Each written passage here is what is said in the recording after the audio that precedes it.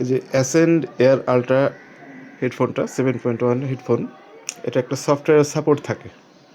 এখানে সফটওয়্যারের সাপোর্টটা পিসিতে নিতে গেলে আমাদের এই হেডফোনটার সাথে একটা USB B to 3.5mm converter থাকে, এটা না লাগালেই সফটওয়্যারের সাপোর্টটা পাওয়া যাবে না।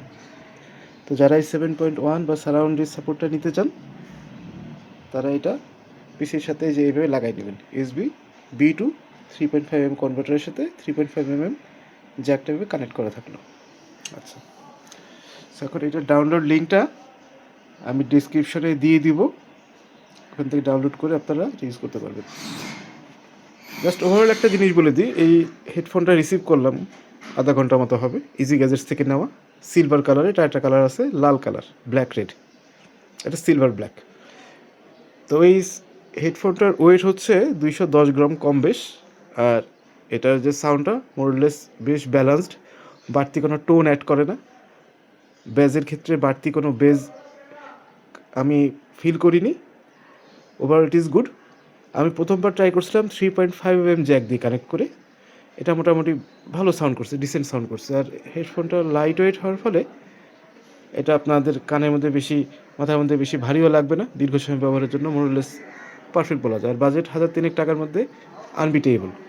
এর কাছাকাছি একটা প্রোডাক্ট আছে XR E900 Pro, অনেকে জানেন, ইউজ করছেন, এটা একটু হ্যাভি, তবে XRটা একটু বেজ একটু বেশি কানে লাগে, ট্রেবল সেকশনটা একটু বেশ একটু শার্প বলা যায় XRটা। তবে এটার ক্ষেত্রে সাউন্ড মোটামুটি সব ব্যালেন্সড পেলাম। অ্যাসেন্ডিয়ারের আলট্রা 7.1 এই হেডসেটটা, এটার সাউন্ডটা মোরলেস ব্যালেন্সড এবং মিউজিকের জন্য পারফেক্ট। এক কথায় গেমিংও মোরলেস ঠিক থাকার কথা, কারণ যেহেতু একটা হেডফোনের সাউন্ড সিগনেচারটা অনেকটাই শুনলে বোঝা যায়।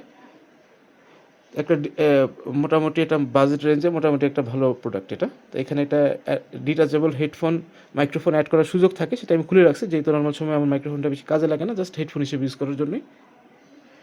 তবে এখন আপনাদের আমি সফটওয়্যারটা একটু দেখাই দিই যে এটা কীভাবে কাজ করে।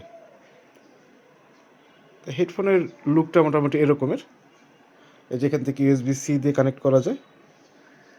আচ্ছা, এখন সফটওয়্যারটা একটু দেখাই দিই, যেটা কানেক্ট করা আছে। এই সফটওয়্যারটা এই যে কম্পিউটারের দিকে খেয়াল করলে দেখতে পারবেন, এই যে জিআর অডিও সেন্টার, এটা হলো সেই সফটওয়্যারটা। আচ্ছা, এর মধ্যে অনেক রকম অপশন আছে, দেখাই দিচ্ছে মোটামুটি।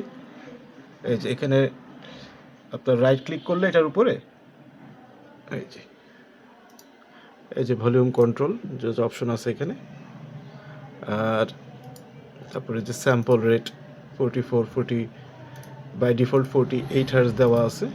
এখানে ইকুয়ালাইজারের একটা অপশন আছে, এখানে কিছু প্রিসেটস আছে, এই যে ড্যান্স, এই যে তার আগে আমাদের এটা করতে গেলে আগে এখানে এটা ক্লিক করে এটা ব্লু হলে বোঝা যাবে যে ইকুয়ালাইজার অন হয়েছে। আচ্ছা, অন হলো।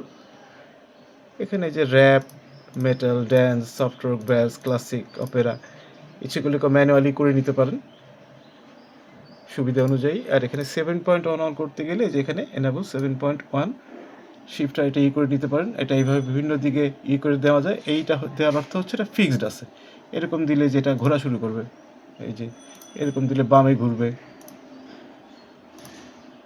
এরকম আর কি ফাংশনটা। আর এখানে যে সারাউন্ড ম্যাক্স একটা অপশন আছে, এটাও দিতে পারেন যদি কারোর প্রয়োজন হয়, দেখে ঘাটাঘাটি করে বের করে নিতে পারবেন। এ হলো বিষয়টা। এটার মধ্যে কোনো বাড়তি কোনো 8GB নেই, এটা হচ্ছে একটা বাড়তি এটা সুবিধা, কারণ হেডফোনের মধ্যে অনেক 8GB পছন্দ করে না, যেন আমার কাছে ভালো লাগে না। তবে লুকটা মোটামুটি দেখতে ভালো, লাইট ওয়েট, 1,300 টাকার মধ্যে এটা বেশ একটা সুন্দর জিনিস। তো সফটওয়্যারটা যেটুকু পারলাম মোটামুটি দেখাই দিলাম। এখানে মাইক্রোফোনের কিছু অপশনও আছে, যেটা আমার লাগানো না, এটা খুব বেশি বলতে পারলাম না। সফটওয়্যারের লিঙ্কটা ইনশাল্লাহ আমি ডিসক্রিপশনে দিয়ে দিব। যদি ভিডিওটা হেল্পফুল মনে হয়ে থাকে সাবস্ক্রাইব করবেন। ভালো থাকেন আপনারা।